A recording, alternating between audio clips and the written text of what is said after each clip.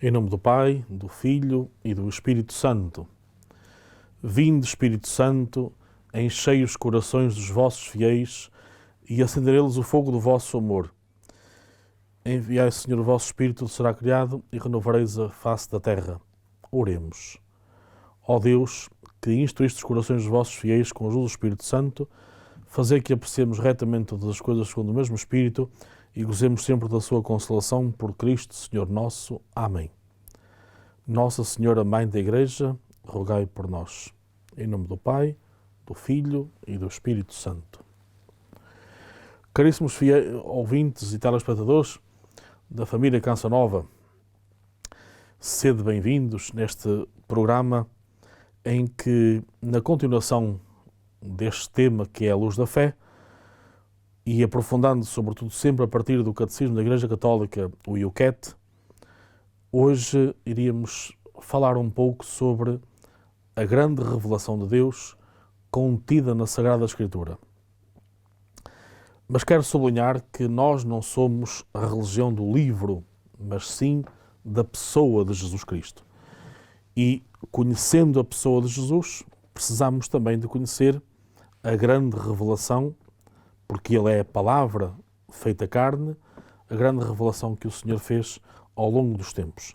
Então iremos ver hoje, em particular, como é que este livro, que chamamos Bíblia, como o nome indica, biblioteca, um conjunto de livros, como é que nos transmite Deus, como é que Deus se dá a conhecer também através deste livro e como é que nós o podemos hoje compreender sendo sempre fiéis. E o Catecismo, sempre baseado nas perguntas e respostas e muito alicerçado num documento também da Igreja Católica que foi fruto do Concílio Vaticano II, e numa edição como esta nós encontramos aqui os documentos do Vaticano II, entre eles um que está muito ligado a esta temática, que é a Dei Verbum. Dei Verbum significa a palavra de Deus.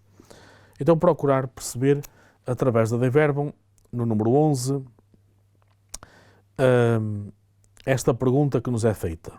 É verdadeira a Sagrada Escritura? Diz então o Catecismo a partir deste Dei Verbum número 11. Os livros da Escritura ensinam com certeza, fielmente e sem erro a verdade de Deus. Porque são inspirados, ou seja, foram escritos por inspiração do Espírito Santo e têm Deus por autor. Portanto, não há, de facto, nenhum perigo desta palavra da Bíblia ser incorreta, porque por estas verdades é o Espírito Santo quem inspira e é o Senhor Deus o autor, servindo-se apenas de pessoas. Então, Deus nunca nos engana e por esse motivo não temos qualquer dificuldade através da Sagrada Escritura. Ela, antes, pelo contrário, precisa de ser meditada. E podemos perguntar-nos o que é meditar. Com a ajuda de Bento XVI, diz-nos o seguinte: meditai a palavra de Deus com frequência e permiti ao Espírito Santo ser o vosso mestre. Descobrireis então que os pensamentos de Deus não são os nossos. Sereis logo conduzidos a contemplar o verdadeiro Deus e ler os acontecimentos da história com os seus olhos. Ireis saborear plenamente a alegria que transborda da verdade. Então, olhando para o conselho deste Papa, agora Papa Emérito Bento XVI, quando nós meditamos, e para nos parecermos mais com Nossa Senhora, ela é nosso modelo, é inspiradora, é nossa mestra, é nossa mãe, é nossa escola. Então procurar permitir que o Espírito Santo seja o nosso mestre. Porque quando lemos um texto, é o Espírito Santo que nos está a dizer aquilo que Deus quer dizer-nos hoje, aqui e agora. Então deixarmos formar por Deus. A meditação tem essa vantagem. Porquê que Maria se tornou grande mulher? Porque escutava, mas meditava. Permitia que o Espírito Santo a trabalhasse, a inspirasse. E por isso é que ela, o sim que dá a Deus, é um sim generoso, sem limites, sem fronteiras, ao ponto de aguentar estar de pé junto à cruz. Porque Maria é toda de Deus, sem qualquer limitação. E o que é que fez com que isso acontecesse? Deus privilegiou-a, sim, sem dúvida, mas ela também soube ser fiel e por isso meditava. E agora, no tempo de Natal, ouvimos muitas vezes aquela expressão de São Lucas: Maria guardava todos estes acontecimentos, meditando no seu coração. Então é importante perceber que a riqueza da palavra de Deus só se pode tirar e pode ser proveito para nós se meditarmos. Então a Bíblia não pode ser um livro distante, não pode ser um livro para ocupar um espaço lá na nossa casa ou estar numa mesa para enfeitar, não. Tem que ser esse livro de leitura, de meditação, de rezarmos, não é? De podermos até sublinhar, não ter receio de sublinhar a Bíblia, aquela palavra mais forte que nos tocou, aprendermos a rezar a partir. Reparem que a Igreja, nos seus primórdios, rezava a Bíblia. Não havia tantos livros de orações, era mais a própria palavra de Deus que era rezada. Não só o livro dos Salmos, que é essa grande riqueza da Igreja, que ainda hoje a Igreja reza todos os dias, mas rezava também os textos bíblicos, não é? Então precisamos desse aprofundamento. E o Catecismo ajuda-nos agora neste tema com o seguinte: a Bíblia não caiu do céu feita, nem Deus a ditou, a autómatos, isto é, escritores inconscientes.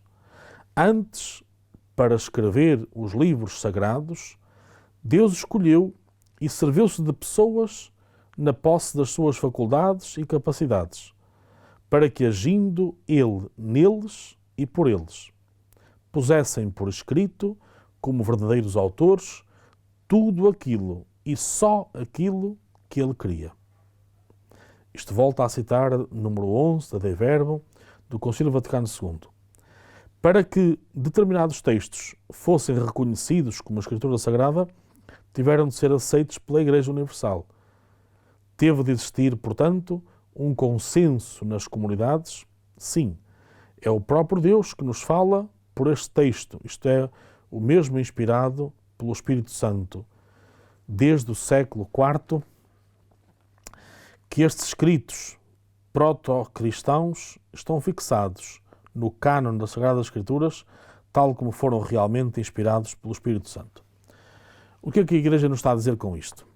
Que a Sagrada Escritura é escrita por Deus, através de pessoas, mas é depois a Igreja quem naturalmente define os livros sagrados. Isto é muito importante percebermos que, até porque sabemos também, porque há outros livros, quer mesmo do tempo equivalentes ao Novo Testamento, ou contemporâneos do Novo Testamento, mas que não fazem parte do cânon, porque não eram não eram revelação de Deus. Descreviam factos, narrações, histórias, mas não é para isso que serve a palavra de Deus. A palavra de Deus serve para tocar os corações. E, portanto, é como que uma catequese. Reparem que Jesus, sempre que lhe faziam uma pergunta, normalmente respondia com outra pergunta, porque Jesus procurava sempre aprofundar, ou através de um acontecimento. Ainda há momentos, ou melhor, conhecemos o exemplo da Samaritana. Jesus faz um diálogo com esta mulher, mas para quê? Não era por causa da água. A água foi um pretexto, mas faz um diálogo com esta mulher para ajudar a perceber a verdade da sua vida, a clareza. E ela, quando percebe de facto que aquele homem é um homem diferente, um homem que olha com respeito, que conhece a sua vida, que toca no seu coração, então esta mulher transforma-se. É assim que faz a palavra de Deus.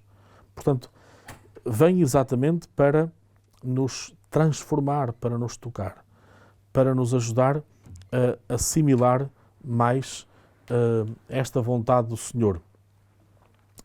E por isso esta palavra de Deus torna-se viva, torna-se eficaz. Mas perceber claramente que depois a Igreja é que teve essa missão, pela ação do Espírito Santo, e, portanto, desde o século IV que nós temos, de facto, definido o cânon da Bíblia, aqueles livros que são realmente inspirados. Como pode a Sagrada Escritura ser verdade se nem tudo o que nela se encontra está correto?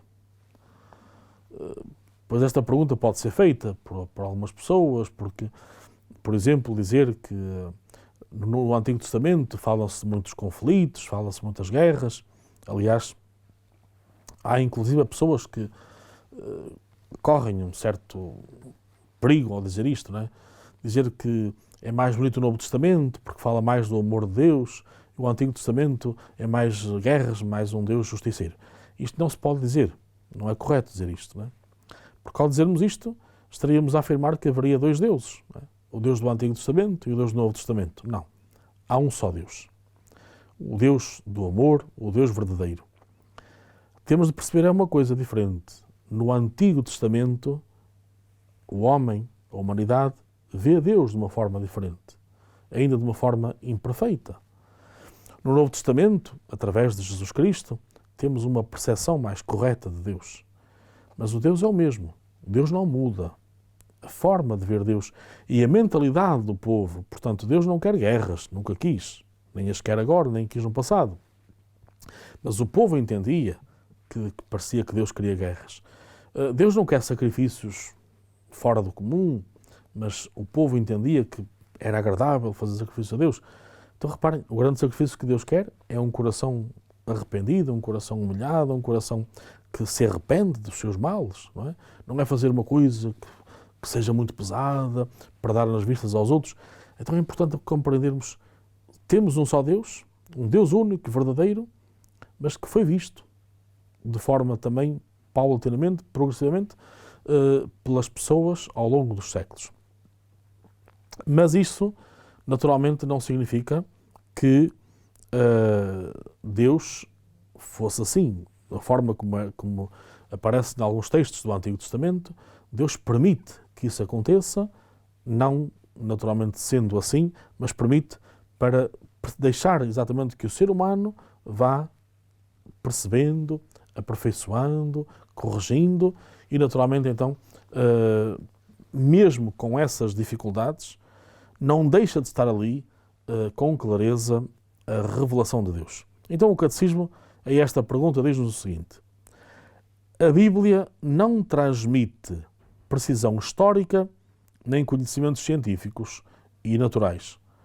Também os autores eram filhos do seu tempo. A sua forma de expressão é influenciada pelas concepções culturais, por vezes inadequadas, do seu meio envolvente.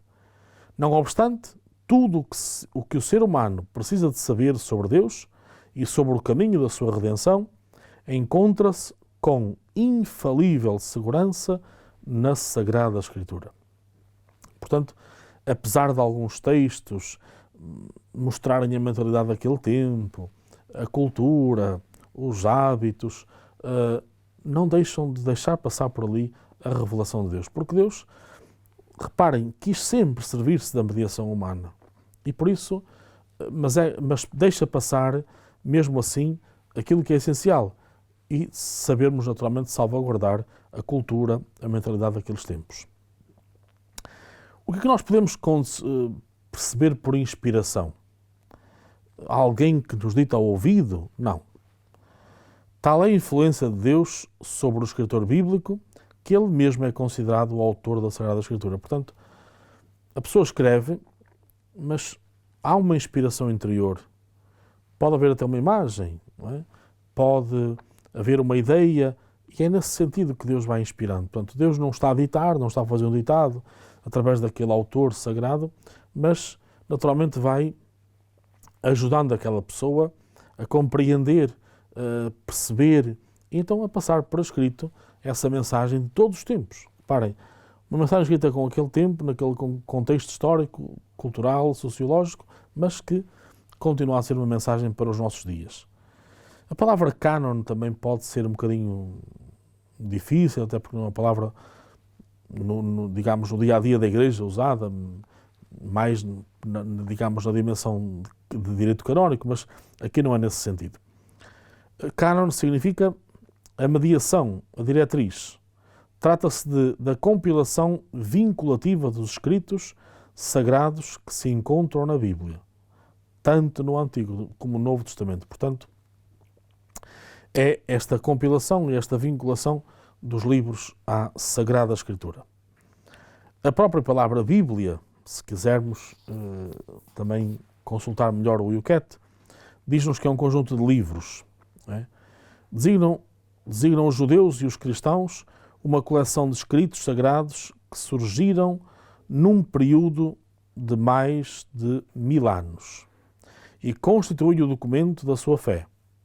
A Bíblia cristã é substancialmente mais abrangente que a judaica, pois além dos escritos desta, contém ainda outros livros do Antigo Testamento, 4 evangelhos, as cartas de São Paulo e outros escritos da Igreja primitiva.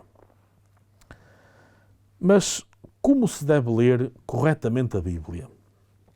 Também é importante perceber que, sendo um livro, não pode ser lido como quem lê um romance. Não pode ser começado a ler no princípio e terminar no fim daqui a uns meses, mas vejamos então como é que a Igreja nos aconselha a ler este livro sagrado. A Sagrada Escritura lê-se corretamente se for lida em atitude orante. A grande forma de ler a Bíblia é rezá-la. Ou seja, com a ajuda do Espírito Santo, sob cujo influxo ela surgiu.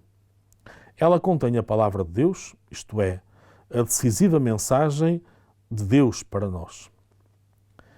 Então, isto aparece-nos nos números 109 até ao número 137 do Catecismo da Igreja Católica, mas em termos de resumo podíamos dizer o seguinte: a Bíblia é como uma longa carta que Deus dirigiu a cada um de nós. Por isso temos de acolher as Sagradas Escrituras com grande amor e respeito. Primeiro, devemos realmente ler a Carta de Deus, isto é, não isolar pormenores sem atender a tudo. Depois, devemos orientar este todo para o seu coração e mistério, ou seja, para Jesus Cristo, de quem fala toda a Bíblia, mesmo o Antigo Testamento. Portanto, devemos ler as Sagradas Escrituras na mesma fé viva da Igreja em que elas surgiram. Então, o livro sagrado não pode ser lido de qualquer forma, mas sempre numa atitude orante, para que o mesmo Espírito Santo que inspirou o autor sagrado me inspire a mim, a cada leitor, a compreender essa mensagem. Esta é a maravilha da Bíblia. E depois também é importante irmos fazendo aquilo que se chama na Igreja a Lectio Divina, que foi alimento dos cristãos durante muitos séculos, depois de facto decaiu um pouco, mas graças ao Vaticano II voltou a ressurgir. E é importante que essa leitura orante se faça. E como sabemos, tem havido muitas riquezas na história da Igreja, até mais recente, de paróquias que se renovaram a partir da Lectio Divina, dioceses, onde naturalmente este amor à palavra de Deus nos transforma. E reparem que a Igreja coloca ao mesmo nível o amor à Sagrada Escritura como à Santíssima Eucaristia. É importante nós não descurarmos nunca a importância da palavra de Deus e rezá-la sempre com este espírito. É Deus que me está a falar. É Deus que vem ao meu coração. E quando eu estou a rezar a palavra de Deus, é Deus que me está a trabalhar, que me está a burilar, que me está a aperfeiçoar. E quantas conversões têm acontecido a partir da Lectio Divina. Quantos homens e mulheres, começando a fazer a Lectio Divina, começaram de facto a transformar a sua vida. Porquê? Porque deixaram que Deus entrasse nas suas vidas. Então este é o grande desafio também que nós queremos hoje acolher. A partir do estudo do Catecismo da Igreja Católica, dar mais lugar à palavra de Deus, dar mais importância à leitura orante da Bíblia. E depois, apenas um sublinhar do conjunto de livros que compõem a Sagrada Escritura. Como sabeis, há vários formatos. Este pode ser mais importante para digamos, para uma leitura de grupo, para as igrejas, mas depois há outros formatos mais pequenos. Naturalmente, cada um depois usará aquele que melhor lhe convier. É importante termos presente como é que este livro se compõe. Em dois grandes blocos, o Antigo e o Novo Testamento. O Antigo Testamento, que significa, é a primeira parte de toda a Bíblia e a Sagrada Escritura dos judeus. O Antigo Testamento da Igreja Católica abarca 46 livros, agrupados em vários grupos. O Pentateuco, os escritos históricos, proféticos e sapienciais, em que se inclui também os Salmos. Ora, iríamos rapidamente por partes. O Pentateuco, como a palavra grega significa 5, então os 5 primeiros livros da Bíblia, que eram os livros, ainda hoje são, mais estudados, mais lidos, mais rezados pelos nossos irmãos mais velhos, os judeus. São eles o livro da narração da criação, o livro do Gênesis, da origem, o Êxodo, que nos lembra esse grande feito que Moisés, naturalmente, é o grande embaixador para trazer o povo. Deus já tinha formado um povo que depois imigra para o Egito. Então agora Moisés vai trazer esse povo, então essa saída que dá origem à grande Páscoa. Depois o livro do Levítico, dos Números e Deuteronômio, que vão mostrando como é que este povo se vai desenvolvendo a partir desta mesma transformação. Os livros históricos, porque este povo de Deus começa a ser governado por juízes, naturalmente depois é que vêm os reis. Então estes livros vão mostrando como é que este povo se vai desenvolvendo e naturalmente na obediência àqueles que o Senhor põe à frente do seu povo, não é? Os livros sapienciais, aqueles que de facto vêm trazer a sabedoria, experiências de vida, como o caso de Jó, os Salmos, que são o livro mais antigo da Bíblia, os Provérbios, a sabedoria popular, o Cântico dos Cânticos, um livro profundamente fala do amor de Deus, a própria sabedoria, ou então aqueles também de conselhos, como o Vencerá, em que dão os conselhos como é que os pais devem ser, como é que os filhos devem ser, como é que as famílias, enfim. Então esta palavra de Deus inspirada, mas agrupada nestes diversos contextos. E finalmente os livros proféticos. Como sabemos, na Bíblia temos 18 profetas, 12 menores e 6 maiores, e aqui não falamos apenas dos textos, da dimensão do texto, mas a importância destes profetas, sabendo, por exemplo, que no profeta Isaías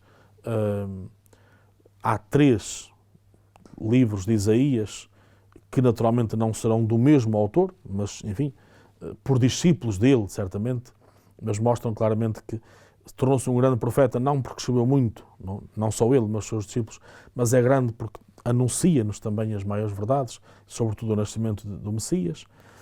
E depois temos o Novo Testamento, composto por 27 livros. Os Evangelhos, os 4, as cartas paulinas, os Atos dos Apóstolos, as outras cartas, a Carta aos Hebreus, as cartas católicas e, por fim, o livro do Apocalipse. Esse livro que não é para meter medo, não é para assustar ninguém, naturalmente, muito mesmo mal interpretado, mas segue um género literário próprio daquele tempo, já naturalmente seguido no Antigo Testamento, concretamente pelo profeta Daniel, mas é um género de literatura que tem por missão dizer-nos naturalmente aquilo que uma mensagem cheia de esperança num ambiente difícil. No fundo, o livro do Apocalipse é o que nos ajuda a perceber isso.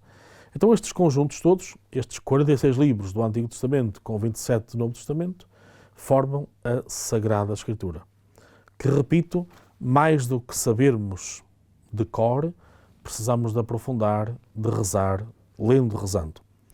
E o Catecismo diz-nos então que significa para os cristãos o Antigo Testamento. Naturalmente que ele mostra-nos como o Criador e o sustento do mundo, como o guia e educador da humanidade. Também os livros do Antigo Testamento são a palavra de Deus sagrada e a Sagrada Escritura. Sem o Antigo Testamento não é possível compreender Jesus.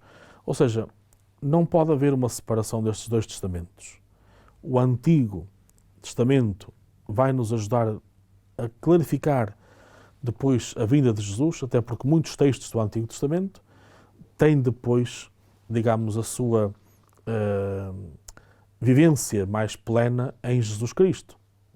Permitam apenas este exemplo. Aquela figura de José do Egito, que nós vemos logo no livro do Gênesis, no princípio da Bíblia, é já uma personificação do que vai ser Jesus. O Moisés, do livro do Êxodo, é a personificação do novo Moisés, que é Jesus Cristo. O próprio Adão é a personificação do novo Adão, que é Jesus Cristo. Portanto, nós temos uma imensidão de textos que só se podem compreender, os textos do Antigo Testamento, no Novo Testamento. E também o Novo Testamento só tem a sua raiz, não era possível ter outra forma, senão no Antigo Testamento. Então, tornam-se esta unidade, esta comunhão, uma só. Daí que nós não podemos dar preferência só a um bloco. Eu gosto mais do Novo Testamento, eu gosto mais do Antigo. Não, isso não se pode dizer, nem fazer. Temos de compreender os dois e perceber exatamente a riqueza destes dois blocos, destes dois testamentos. Então que no programa de hoje possamos sentir não só o gosto, mas também o desafio de conhecer melhor a Palavra de Deus. De porventura aproveitarmos, e sei que, por exemplo, na minha Arquidiocese de Braga, já há 3 anos a esta parte, que vamos fazendo os grupos de Lecção Divina, a que demos o nome de Semeadores de Esperança, dado que a temática da nossa Arquidiocese, da Pastoral, é a esperança neste triênio.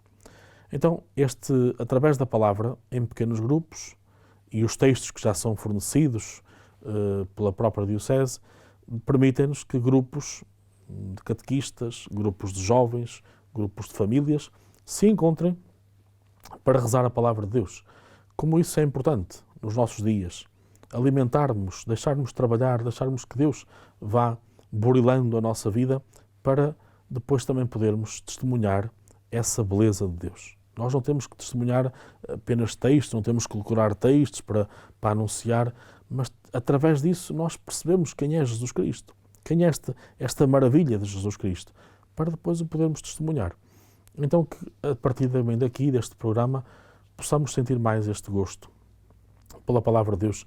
Vejamos, por exemplo, aqui na Canção Nova, como os programas que são imensos sobre a Bíblia, as catequeses que são feitas a partir da Bíblia. Então, que haja este gosto. Leiam, sublinhem, rezem a Palavra de Deus com amor. Deixemos que Deus nos transforme, nos burile cada vez mais através da força da sua Palavra, porque a Palavra tem força. A Palavra transforma. É como a chuva. Não cai na terra e não se evapora sem primeiro transformar a terra. A Palavra de Deus também nos transforma, também nos corrige, também nos admoesta, também nos pacifica, também nos fortalece. Então deixemos que o Senhor nos vá trabalhando através dessa Palavra. E que Deus abençoe o vosso trabalho, a vossa vida, o vosso amor, também pelo Catecismo da Igreja Católica, pelo IUCAT, e a partir daí também pela Palavra de Deus, para que não só sejamos cristãos mais conscientes, mais alegres e, sobretudo, formados por Deus. É o mais importante. E então depois deixemos que esse amor de Deus repasse e perpasse pelas nossas vidas, pelos nossos gestos, pela nossa vida e pela nossa palavra. A todos deixo a bênção do Senhor, que nos fortalece, que nos acompanha e que nos deixa, de facto, este dinamismo de sermos hoje cristãos cheios de esperança no mundo onde Deus quer ter lugar através de cada um de nós. Que o Senhor, então, vos abençoe, em nome do Pai, do Filho e do Espírito Santo.